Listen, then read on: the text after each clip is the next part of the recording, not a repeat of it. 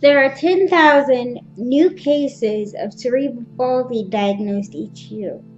So today we are going to talk about the 10 signs of cerebral palsy. The first sign of cerebral palsy is muscle tone. If their muscles are overly stiff, they'll have hypertonia, and if their muscles are overly loose, they'll have hypotonia. Another sign of cerebral palsy is if you put your baby on tummy time and they're having a hard time holding their head up when they should be. Also, their balance is affected. So when you put them on tummy time, this should be very, very noticeable to you.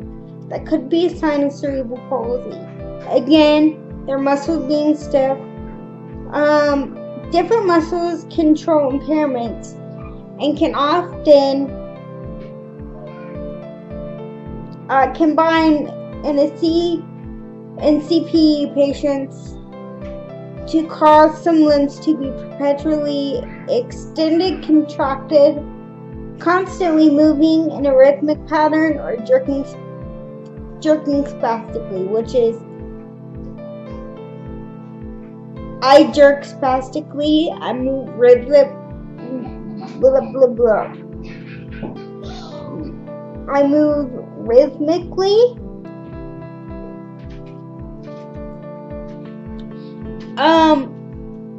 They can be irritable. A baby, of course, their babies are going to be irritable because they can't tell you what they want. But if you've tried all the normal things you do to get them calmed down, and it doesn't work, and they're still just screaming their head off, as far as like colic and stuff goes, then that can be a sign of cerebral palsy. Feeding time. When you feed a baby or a suspected baby that has CP, if they're having trouble keeping their bottle in their mouth, is because of limited mobility and whatnot with CP. So that's a sign of CP. Their milestones, if they're not meeting, you know how every baby has milestones. If they're not meeting their milestones, such as sitting up when they're supposed to, walking when they're supposed to, pulling themselves up when they're supposed to, then that could be a time to talk to your pediatrician. On the flip side of a baby being severely irritable if a baby has CP, a baby can also who may have CP could be overly docile, meaning overly calm. If you think, oh, they're a calm baby, they never cry, they never do, they never fuss, they never do this, that could be a sign of CP. Not saying it is, but it could be. And the reason they're overly docile, studies have come to find, is that it's linked to their poor visual quality. I guess with babies with CP, babies with CP, their eyes tend to have poor visual at first. Okay, so you know how you can touch a baby's cheek and they'll turn their head with their mouth open to find the source of that? Well,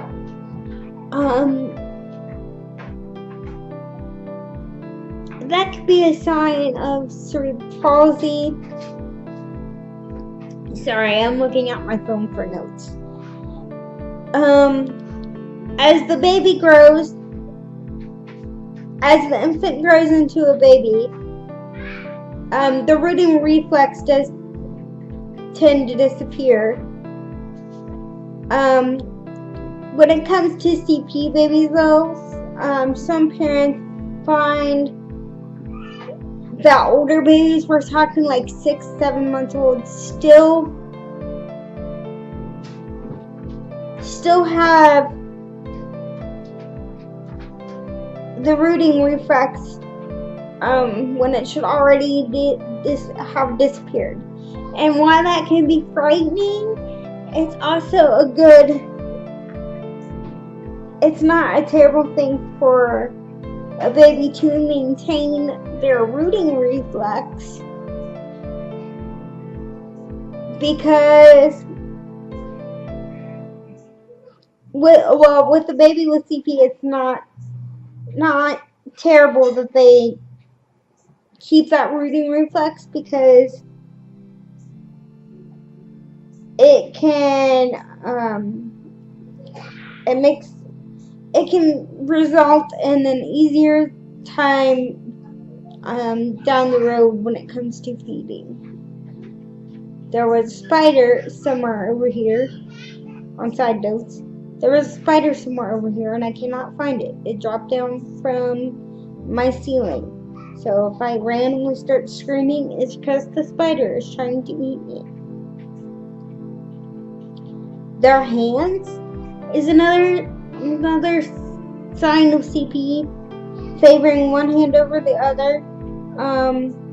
When a baby reaches out with only one hand on a certain side and keeps the other in a fist, or even keeps both hands in a fist, this can be a sign of CP.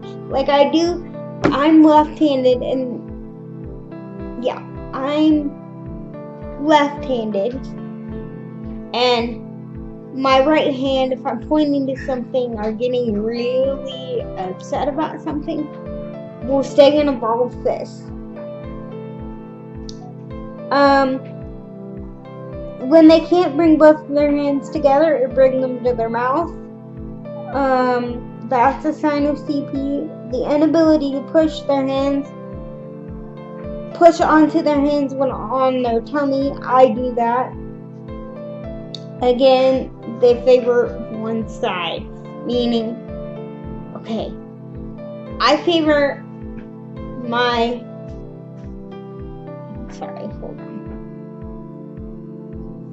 I favor my left side, because that's the side that's not affected by CP.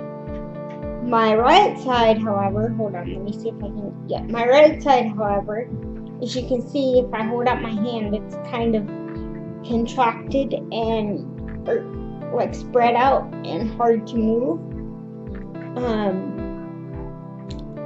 That's due to my CP, so we tend to favor one side over the other in spastic cerebral palsy, as it goes for all the different types of cerebral palsy. Again, there's the spider. It's up there. It's going back up. Bye-bye, friend.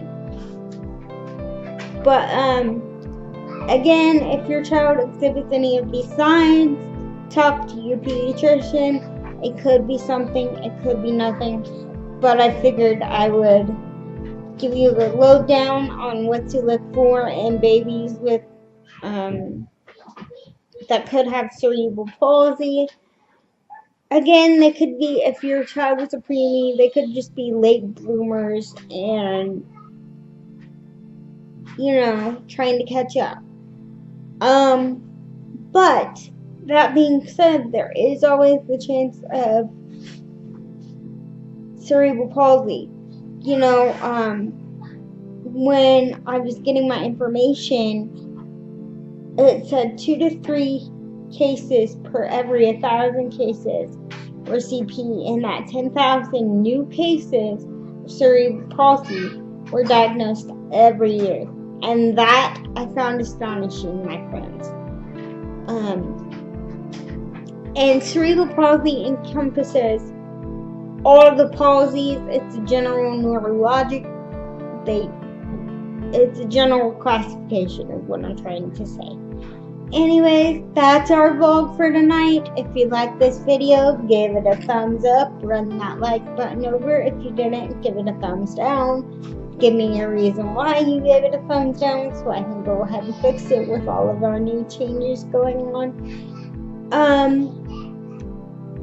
If you're new here, subscribe. Click the bell so you get notified of every new vlog that I do. Usually I try to post every other day, however my schedule's been off lately due to the new changes.